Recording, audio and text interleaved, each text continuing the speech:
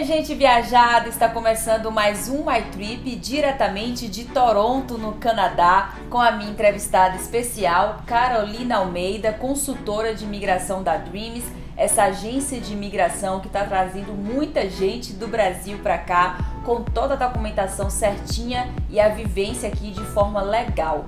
Então, não vou enrolar muito, hoje a gente vai falar sobre 5 dicas para você não errar na hora da aplicação do seu visto de estudante. Então, fiquem ligados logo depois da vinheta.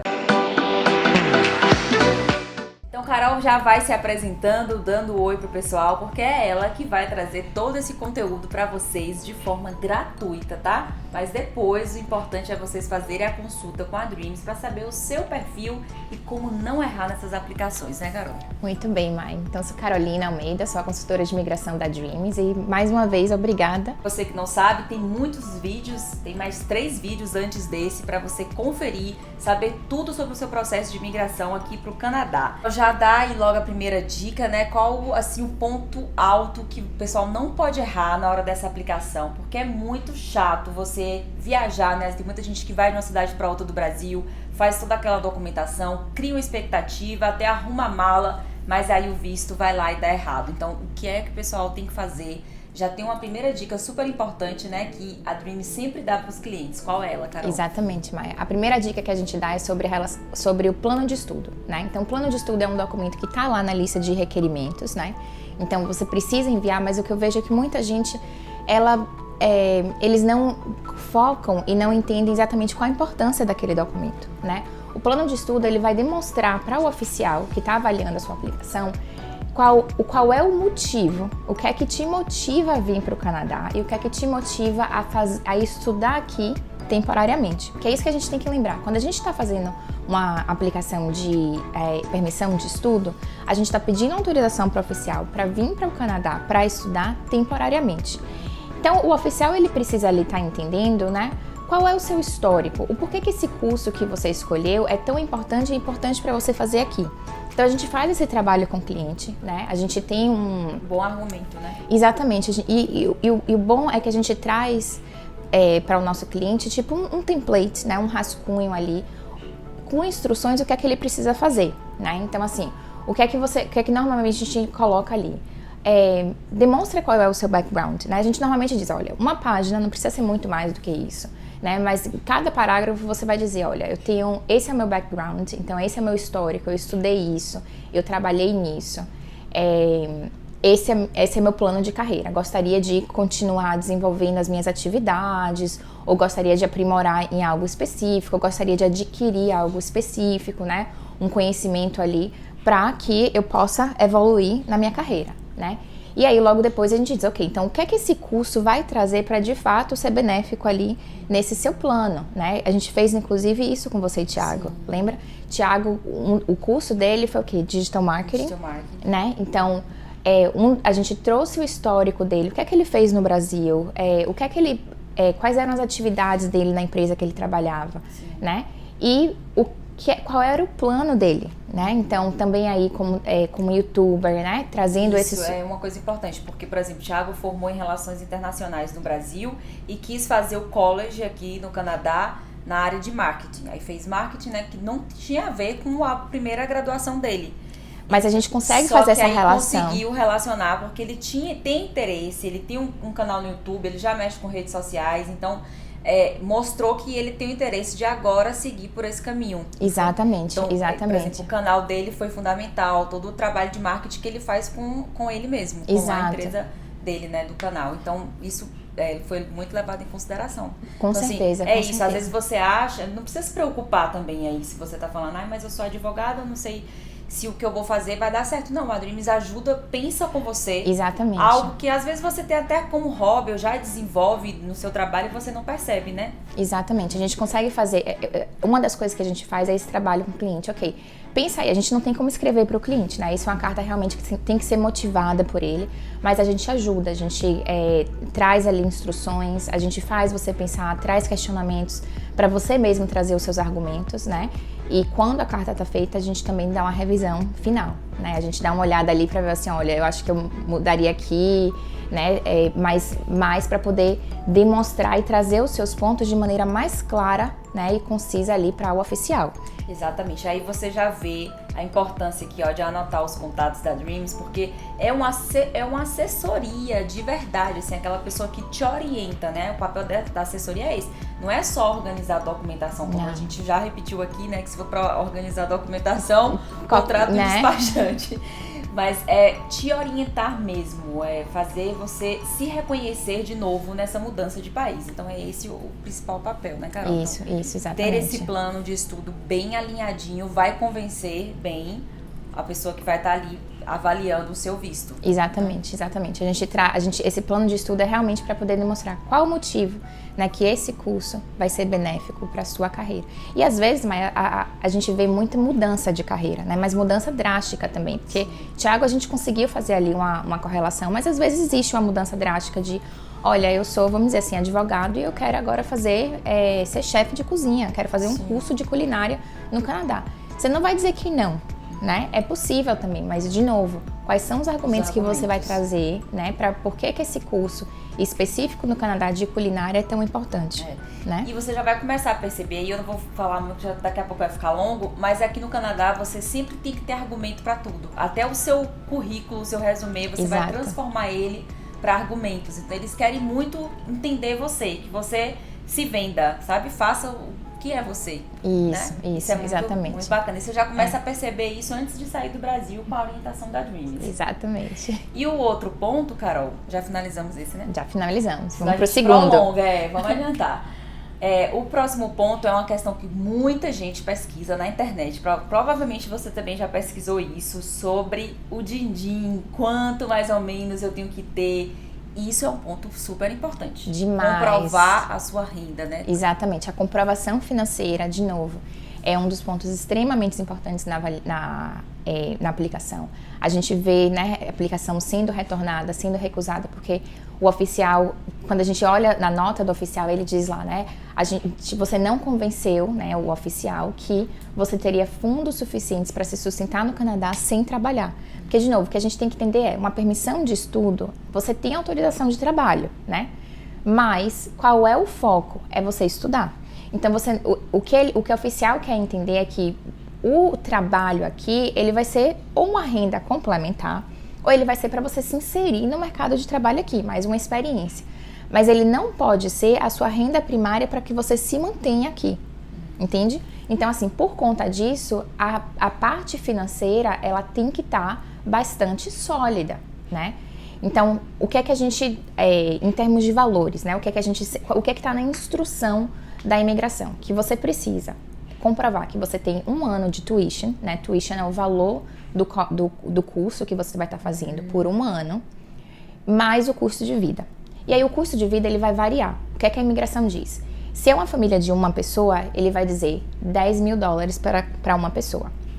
Se você tem uma família de 2 pessoas, o membro familiar, né, adicional, a gente vai colocar mais 4.000. Né? Então, no seu caso de Thiago, o que a gente teve que comprovar? Tuition, então o curso, né, por 1 ano, mais 14.000. Aí você tem agora uma família de 3 pessoas, aí você coloca aí mais 3.000 e 3.000 a mais para cada membro. Então você tem uma família de pai, né, um casal e um filho. A gente vai ter que comprovar agora 17.000 pelo custo de vida.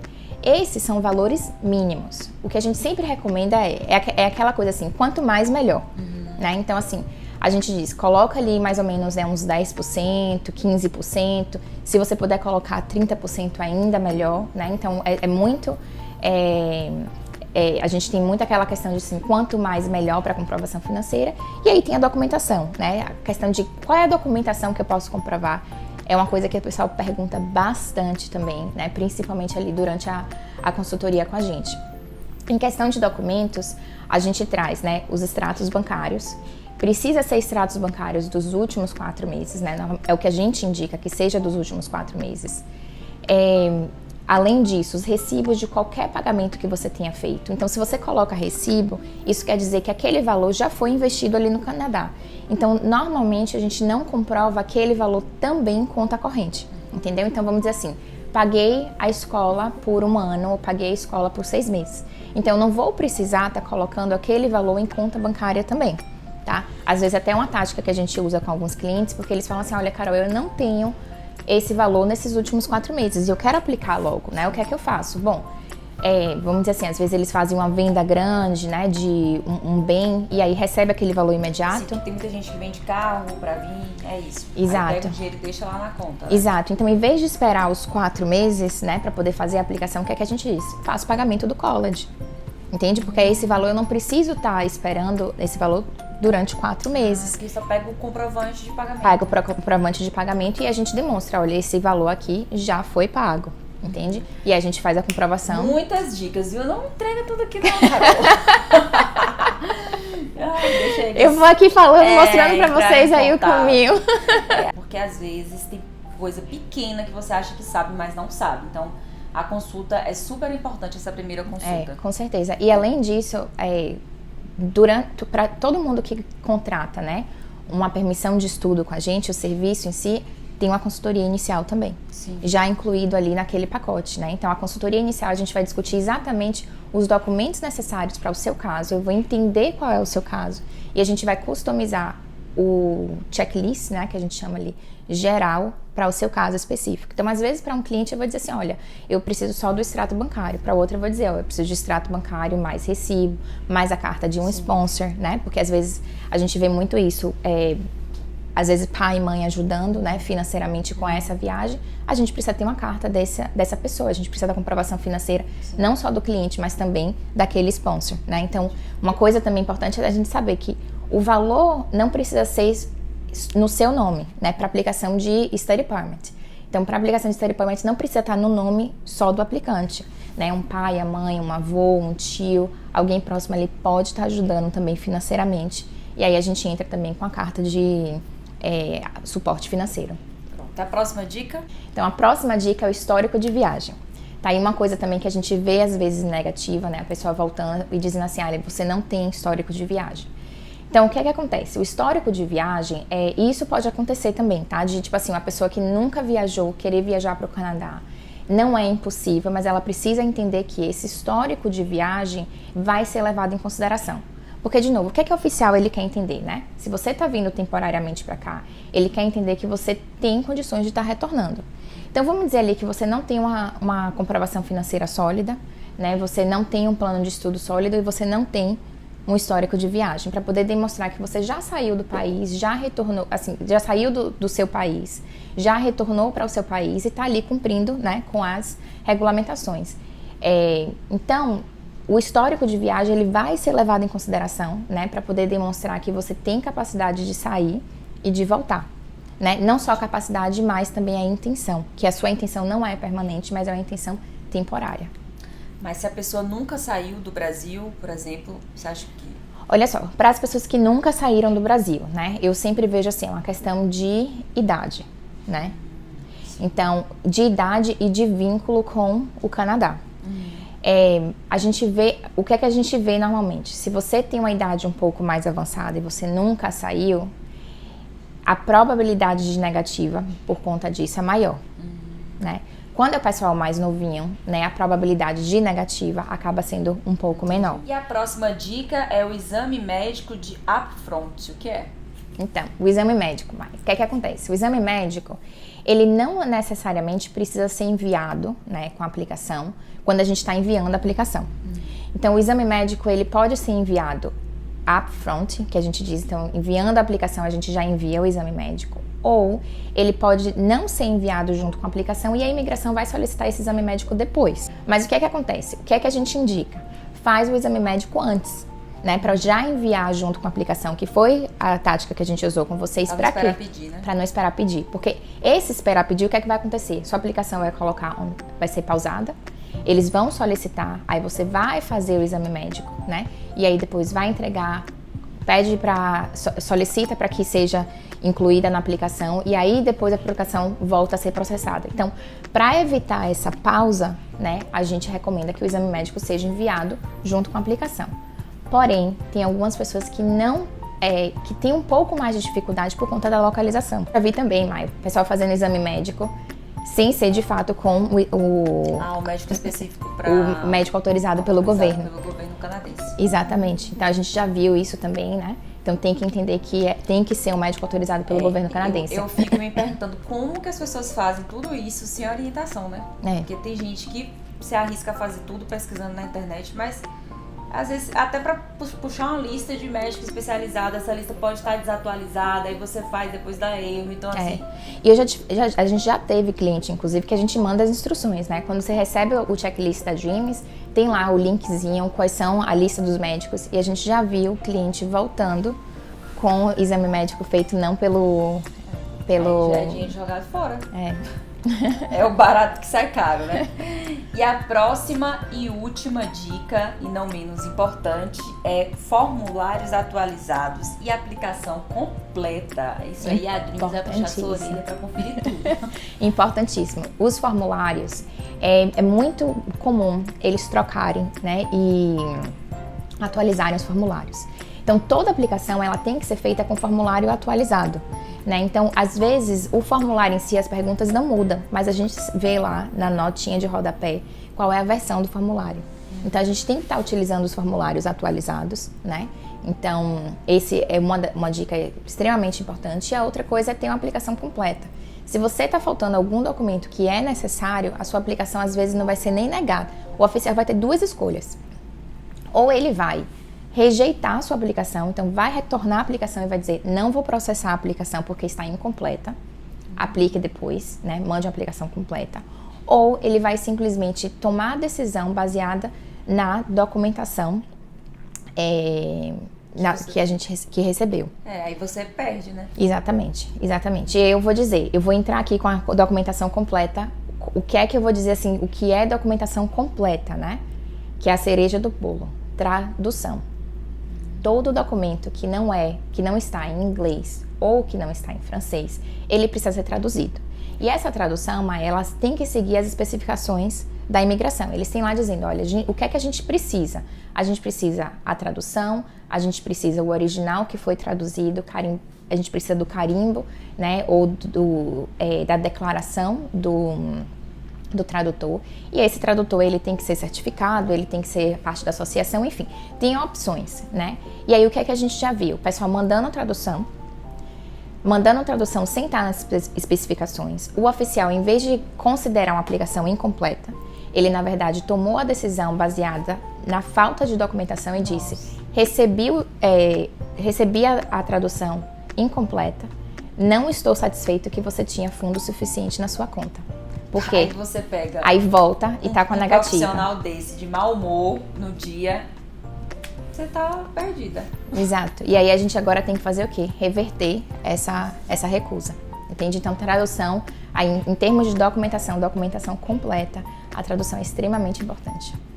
É por isso que, mais uma vez eu repito, faça sua consultoria com a Dreams, porque eles vão organizar tudo, gente, tudo, desde do seu perfil, da sua personalidade, do que você quer fazer no Canadá, aos seus documentos, a caneta que você vai usar, tudo, viu? E é igual prova de vestibular, né? Normas da BNT, você lembra das normas da BNT? Mas o pior que é verdade, tem algumas aplicações que a gente diz, assina, porque depende da aplicação que a gente vai fazer, a gente pode assinar online, mas tem outras que você tem que assinar à mão, e tá lá nas instruções.